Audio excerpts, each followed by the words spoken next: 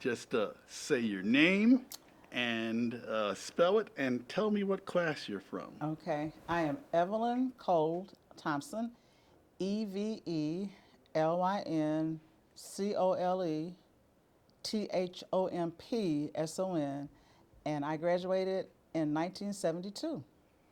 All right, Miss Thompson, tell me about your earliest recollections about Eastern Kentucky.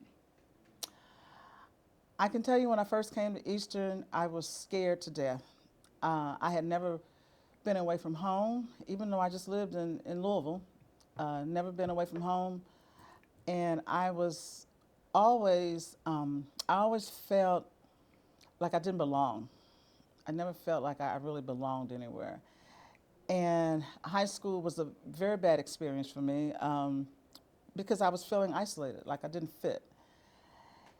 And when I got to Eastern, um, initially I was afraid because I was tossed into a world that I had to make decisions about things, taking classes, what to major in. I didn't have a friendship base here because from my high school, the people that came here, although they eventually became my friends, at the time that we came here, they weren't my friends. So I really felt very lost. My mother, who was very supportive, really didn't really want me to leave home, and so I was kind of like, should I stay at home? Should I not stay at home? And so it was very difficult. It was very difficult, especially that first year. Um, but gradually things started to change, and a big reason for that change was I became a part of the ensemble, and that's where I found my niche. Um, it was the times that I came here. The country was going through a lot of racial turmoil, and I was torn between um, trying to figure out what kind of career I wanted and still trying to be heard and fit. I tell people now I grew up in the 50s in the South before black was beautiful. So, so, so I was trying to fit, and because I was dark skinned, for a lot of things I'd been passed over because I was dark skinned. Well, the 60s kind of turned that around, and all the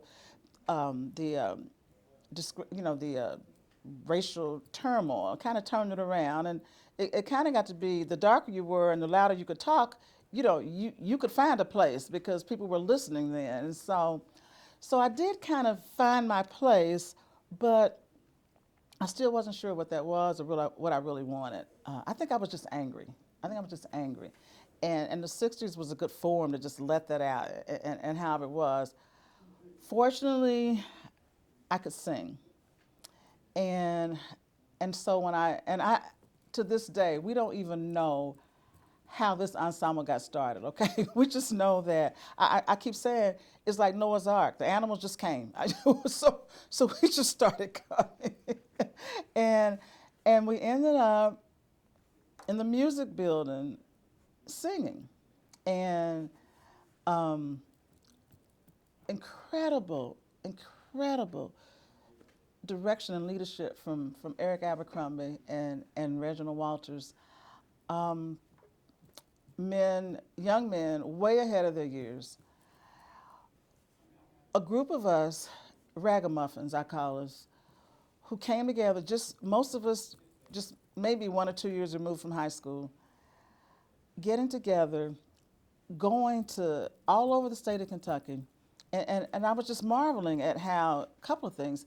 We were in this church bus that the pastor at the St. Paul AME Church had, and he let us use it.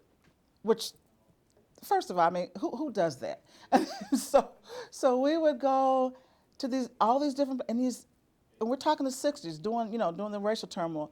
We'd go to places in Kentucky that we could have just disappeared and nobody would have known about us, but we didn't even think about that. I think for most of us, we were thinking about the meal that we were going to get at the church that we were going to go to.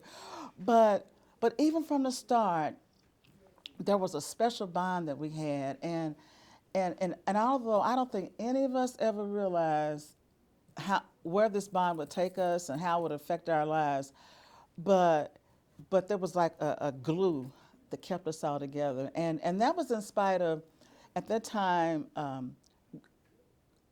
African American Greeks were coming onto the campus. The one thing that always stayed the same about the ensemble was the ground was level. It didn't matter. AKAs, Qs, Kappas, Deltas. There was a social club at 7-Eleven, Independence. When you walked into that ensemble rehearsal, when you were part of the ensemble, you were an ensemble member. It didn't matter what colors you wore or whatever. That's where I always say the ensemble is a foretaste of what heaven's going to be like. You know, we're all there and the ground is level. So that was the beginning of me finding my niche here. I didn't have really good study habits, but by the grace of God, I was able to, to graduate. But the other thing that I didn't even realize at the time, but looking back, I can see that how so many people played such a pivotal part in our beginnings, our endings, and our functioning. Because, and I have to give some kudos to President Robert Martin. I know that there were a lot of things that he did for us, and a lot of things that happened for us that he could have put a stop to. We were able to use the music building. We were probably one of the only organizations that could use the school buses, and go out of state in. I think other than athletes, we were the only ones that could do that. We had access to a lot of things. We did a concert in Brock Auditorium, and typically the concert choir from the school did that. I know that he got a lot of opposition to that. I personally know that there were people who didn't feel that he should let us have that kind of opportunity. And he let it happen. Whether he wanted to or not, I don't know. I just know that he could have easily have said, no, we're not going to do this, because there was a lot of turmoil going on. And I know one of the reasons that it did happen was because of Dr. Berge, Dr. William Berge, who was our advocate, our advisor, our father, our just an incredible man, and he advocated for us with the president. And I know that there were people who were saying no, for him not to do it. And so the two of them made it possible for us to do things unheard of, that we would never have been able to do, that none of us even thought about doing. And so Eastern has been very important in my life personally, in the life of all the friends that I've made since I've been here, because there were things that I was allowed to do, I was a part of, that would never have happened anywhere else in my mind. I mean, who knows? But I know coming here was a very pivotal point in my life, because I have made some of the most incredible friendships that I could possibly imagine. I have friendships with people who didn't come to Eastern because of the friendships I had with the people who came to Eastern. I mean, it's just, I call it the gift that has kept on giving. It has blossomed. And there are some people who I haven't talked to in 40 years, I still consider a friend. And when we get together and talk, it's like the distance was never there. And I think that was because when we were here, the bond that we were forming came out of I think a lot of people really may have felt the way I felt, because at the time I wouldn't have been able to verbalize this. I just know I was just kind of floating around trying to find myself, or find, what I was going to do, what I was here for. And I think that's probably true for a lot of people. And we came together, and there were people that weren't a part of the ensemble that really didn't understand what was happening with us, because we would go to churches and sing praises to the Lord. We didn't know what we were singing about. we didn't know. We come as far by faith. Really?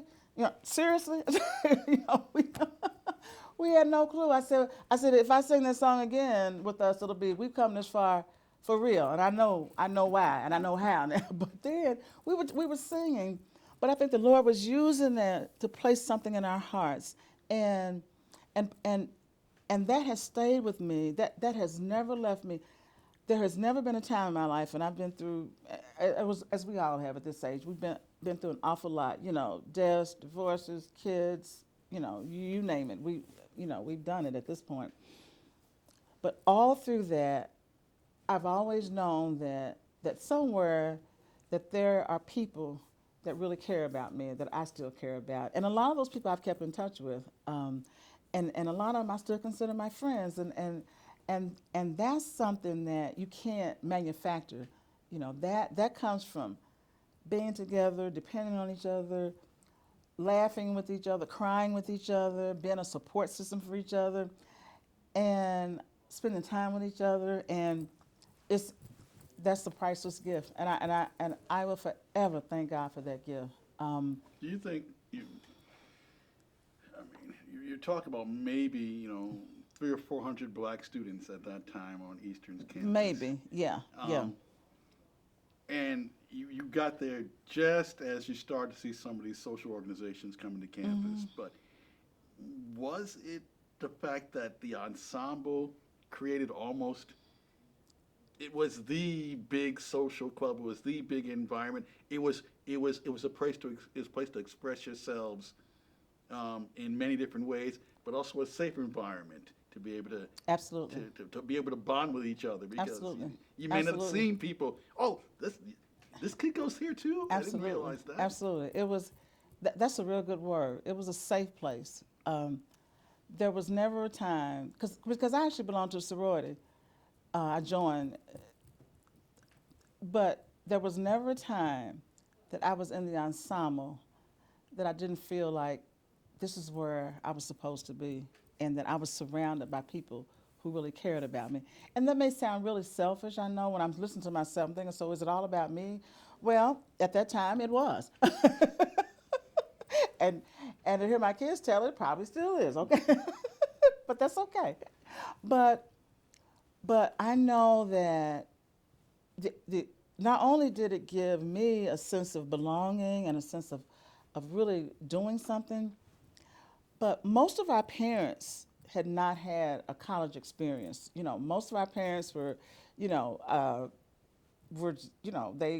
were 1-2 generations away from the plantations, and so their dreams were to see their children, do better than they were. So we got a lot of family support.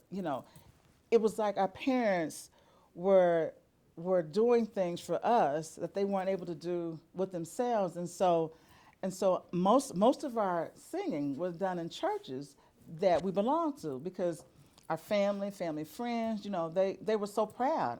I mean, my mom, who could sell Brooklyn Bridge to New York City, I think people just bought albums from her just to shut her up, because she sold more albums than anybody I know, because she was just so proud. And a lot of parents were doing that, and the other thing, we ended up becoming friends with a lot of parents. Jesse's mom became my mom. Hugh Armstrong's mom became my mom. We all became family. Our extended families became families because there was a connection there.